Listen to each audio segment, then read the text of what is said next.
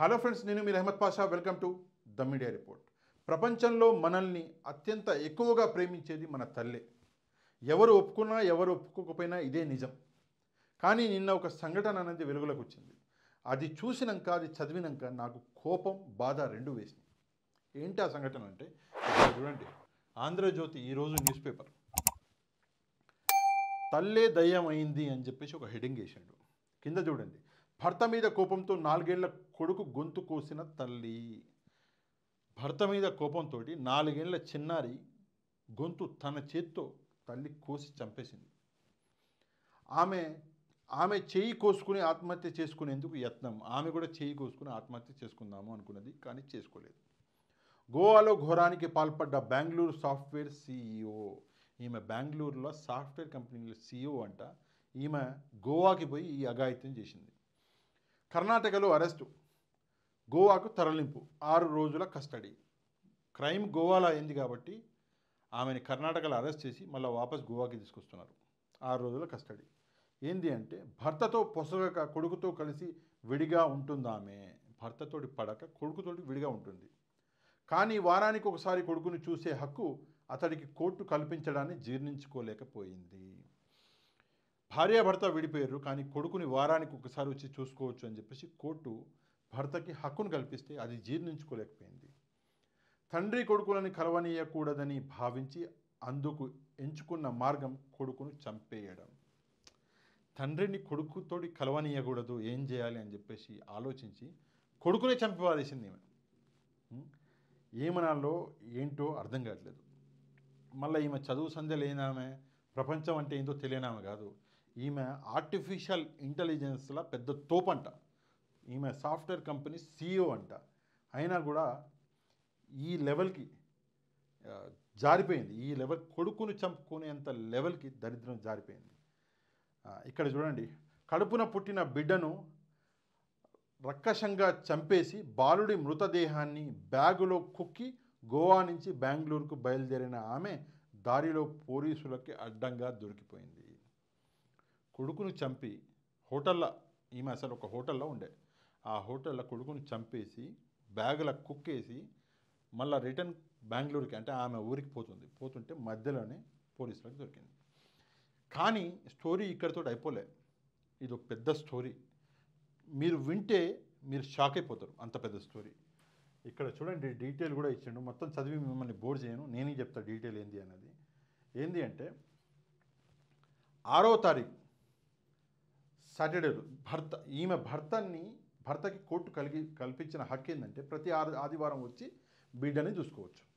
అయితే బిడ్డని చూడొద్దు భర్త అని ఏం చేసిందంటే, సాటర్డే రోజు అంటే శనివారం రోజే ఈమె ఏం చేసింది, భర్త రేపు వస్తున్నాడని తెలిసి ఈమె గోవా పోయింది బిడ్డని తీసుకొని. గోవాకి పోయి మరుసటి రోజు అంటే ఆదివారం రోజు మధ్యరాత్రి 1:30 గంటలకి కొడుకును చంపేసి బ్యాగుల మొత్తం కుక్కేసి గోవా నుంచి ట్యాక్సీలో బెంగళూరుకి పోతా, ట్యాక్సీ బుక్ చేయండి అని చెప్పేసి హోటల్ వాళ్ళకి చెప్పింది. చెప్తే హోటల్ వాళ్ళు, లేదు మేడం, ఈ టైంలో మీరు ట్యాక్సీలో పోతే చాలా టైం పడుతుంది, మీకు ఖర్చు ఎక్కువ అవుతుంది, ఎందుకు మీరు ఫ్లైట్లో పోండి, ఫ్లైట్ టికెట్ బుక్ చేస్తామంటే, లేదు నేను ట్యాక్సీలోనే పోతా అంటే, సరే అని చెప్పేసి ట్యాక్సీలో పోతుంటే, మీ పిల్లగాడు ఆడా అడిగారు హోటల్ వాళ్ళు. ఒకరోజు ముందు పిల్లోడితో దిగింది కదా, మీ పిల్లగాడు ఆడా అంటే, లేదు నా ఫ్రెండ్ ఇంటికి పంపించిన పిల్లగాడిని, ఆయన అక్కడే ఉన్నాడు, నేను పోతున్నా అని చెప్పేసి బ్యాగ్ తీసుకొని పోతుంది. బ్యాగ్ బరువు కూడా చూసి డౌట్ వచ్చింది. వచ్చేటప్పుడు బ్యాగ్ అల్కాగా ఉండే. సరే, ఈమె వెళ్ళిపోయింది, కార్లో ఎక్కింది, కార్లో వెళ్ళిపోయింది. ఇంతలో హోటల్ వాళ్ళకి డౌట్ వచ్చింది, ఇదేంది పిల్లాడు లేడు, బ్యాగ్ ఏం బరువుగా ఉంది ఏంది అని చెప్పేసి డౌట్ వచ్చింది. హోటల్ వాళ్ళు ఎవరైనా సరే గెస్ట్ హోటల్ వదిలిపెట్టి పోయిన తర్వాత ఆ హోటల్ రూమ్ని క్లీన్ చేస్తారు. ఆ క్లీన్ చేసే ప్రాసెస్లో ఒక టవల్ మీద రక్తపు మరకలు కనిపించగానే ఇమ్మీడియట్లీ ఆ హోటల్ వాళ్ళు గోవా పోలీస్కి ఫోన్ చేసి ఇట్లా అని చెప్తే పోలీసు వాళ్ళు మొత్తం వచ్చి చెక్ చేసి, ఈ పోలీసు వాళ్ళు ఏం చేశారు, ఆమెకి డైరెక్ట్గా ఫోన్ చేశారు. ఏందమ్మా మరి నువ్వు పిల్లగాడితో వచ్చినావు, పిల్లగాడు పోయేటప్పుడు లేడంట, మరి ఇక్కడ టవల్ మీద రక్తం ఉంది ఏంది అంటే, లేదు ఆ రక్తం నా పీరియడ్స్ రక్తం, నాకు పీరియడ్లు వచ్చినాయి నిన్న, ఆ రక్తం అది అని చెప్పేసి పోలీసు వాళ్ళకి అబద్ధం చెప్పింది. కానీ ఎందుకో పోలీసు వాళ్ళకి నమ్మకం కలగలే. సరే నీ పిల్లగాడు ఏడున్నాడు అడిగితే, లేదు పిల్లగాడు గోవాలోనే నా ఫ్రెండ్ ఇంట్లో ఉన్నాడు, అడ్రస్ చెప్పు అన్నారు. అడ్రస్ రాసుకుంటే ఆడికి పోతే అసలు అడ్రస్సే లేదు. అప్పుడు పోలీసు వాళ్ళకి డౌట్ వచ్చి మన ఏదైతే ట్యాక్సీ ఉందో ఆ ట్యాక్సీ డ్రైవర్ నెంబర్ సంపాదించి కొంకణి భాషలో, గోవా భాషలో ఆ టాక్సీ డ్రైవర్కి ఫోన్ చేశారు, ఈమెకు అర్థం కాకుండా చేసి ఆ డ్రైవర్కి చెప్పారు, ఈమెకు అర్థం కాని భాషలో. ఈయన ఏమని చెప్పారు అంటే, నీకు దగ్గరలో ఉన్న పోలీస్ స్టేషన్లకి డైరెక్ట్ బండి తీసుకుపోయి అక్కడ విషయం చెప్పు, ఈమెను అరెస్ట్ చెప్పి అన్నారు. డ్రైవర్ కూడా పాపం మంచి తెలివైనలా ఉన్నాడు, డైరెక్ట్గా ఏం చేసినాడు, పోలీస్ స్టేషన్ లోపలికి తీసుకుపోయిండు. కానీ అప్పటికే ఆ ట్యాక్సీ కర్ణాటక బార్డర్ దాటింది, కర్ణాటకలోకి ఎంటర్ అయిపోయింది. ఎంటర్ అయ్యేసరికి పోలీస్ స్టేషన్కి పోయారు. సంహవ్ అక్కడ పోలీసు వాళ్ళు ఈ వచ్చి ఆ సూట్ కేసు తెరిచి చూసి షాక్ అయిపోయారు. పిల్లగాడి శవం ఉంది సూట్ కేసులో. ఆమెను అరెస్ట్ చేశారు. అరెస్ట్ చేసి గోవా పోలీసులకి హ్యాండ్ ఓవర్ చేస్తున్నారు. ఆల్రెడీ ఆమెకి 6 రోజుల కస్టడీ కూడా ఇచ్చారు.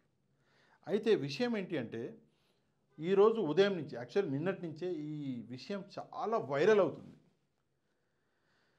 కలుపు మొక్కలు కామన్, ప్రతి రిలేషన్లోనూ కలుపు మొక్కలు ఉంటారు, ప్రతి ఫీల్డ్లోనూ కలుపు మొక్కలు ఉంటారు. ఒక తల్లి ఇది చేసింది అని చెప్పేసి మొత్తం తల్లులను అయితే మనం అనలేము, ఎందుకంటే తల్లిని మించిన దైవం లేదు అంటారు. ఈ విషయం గురించి మీరేమనుకుంటున్నారో తప్పకుండా కమెంట్ చేయండి. మీకు కంటెంట్ నచ్చితే తప్పకుండా ఛానల్ని సబ్స్క్రైబ్ చేసుకోండి. ఈ వీడియోని లైక్ చేయండి, షేర్ చేయండి. నెక్స్ట్ వీడియోలో మళ్ళీ కలుద్దాం. అంతవరకు థ్యాంక్ యూ వెరీ మచ్. జై హింద్.